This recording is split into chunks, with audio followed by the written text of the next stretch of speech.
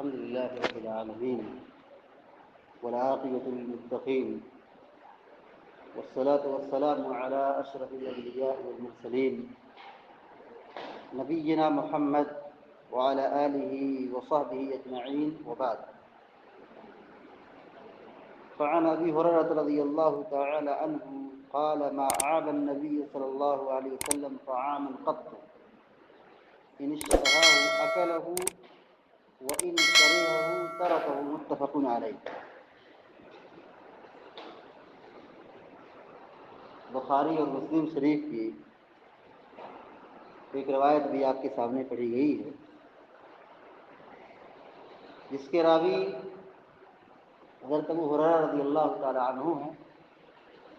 وہ بیان کرتے ہیں کہ ما اعاب النبی صلی اللہ علیہ وسلم طعاما قط، کہ اللہ کے نبی علیہ السلام کبھی کسی کھانے پر عیب نہیں لگاتے. آپ نے کبھی کسی کھانے پر عیب نہیں لگایا.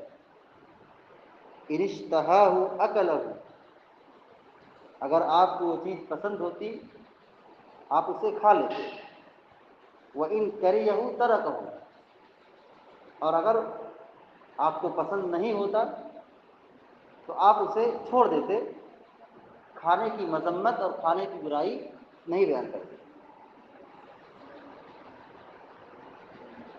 اللہ رب العالمین نے بہت ساری چیزوں کو ہمارے لیے حلال کیا ہے، بلکہ ساری چیزوں کو اللہ رب العالمین نے ہمارے لیے جائز قرار دیا ہے. حرام چیزیں بہت تھوڑی ہیں، وہ بھی ہمارے فائدے کی ہیں. اگر ہم حرام کا استعمال کرتے ہیں تو یہ ہمارے جسم کے لیے، باڈی کے لیے نقصان دہ ہے. جیسے کتا حرام ہے کیونکہ اس میں پوائزن ہے. خنزیر حرام ہے کیونکہ اس میں پوائزن ہے. اس کے کھانے سے ہمارے جسم پر گہرا اثر پڑتا ہے، یعنی اس کے سائیڈ افیکٹ بہت زیادہ ہے.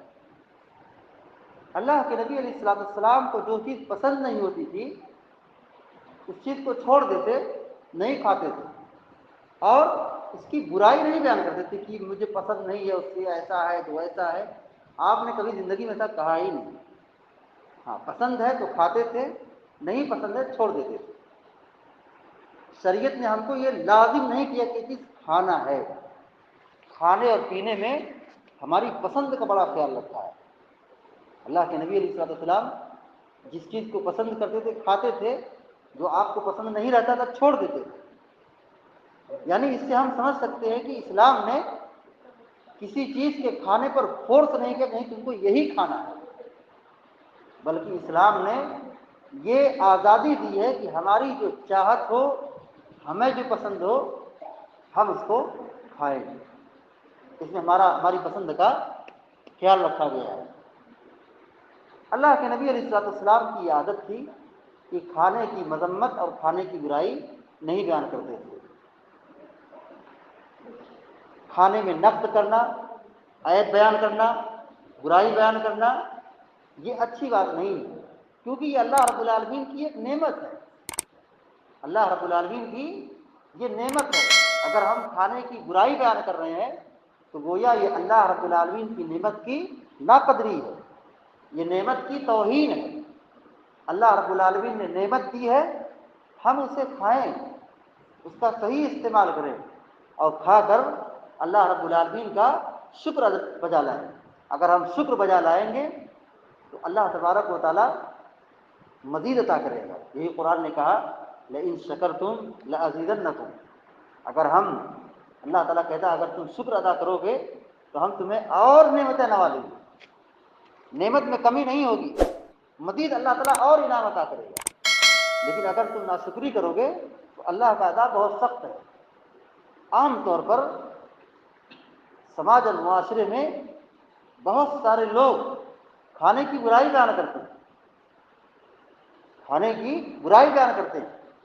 تو ایک تو نعمت کی ناقدری ہے، دوسرا یہ کہ بنانے والا جس نے کھانا بنایا ہے اس کی محنت پر پانی پھیرا جا رہا ہے.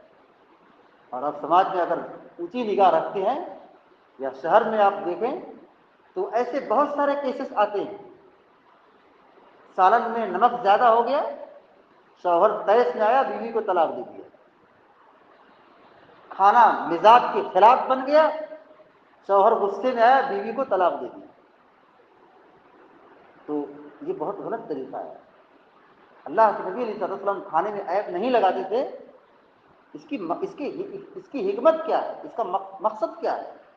مقصد یہ ہے کہ اللہ رب العالمین جو نعمت دی ہے اس کی ناقدری نہیں ہونی چاہیے، اور جو نعمت وہ ہم تک پہنچا رہا ہے، جو وسیلہ بن رہا ہے، پکا کے لا رہا ہے یا خرید کے لا رہا ہے، اس کی مذمت نہیں ہونی چاہیے، اس کی توہین نہیں، بلکہ حوصلہ افزائی کرنا چاہیے، ہمت بڑھانا چاہیے۔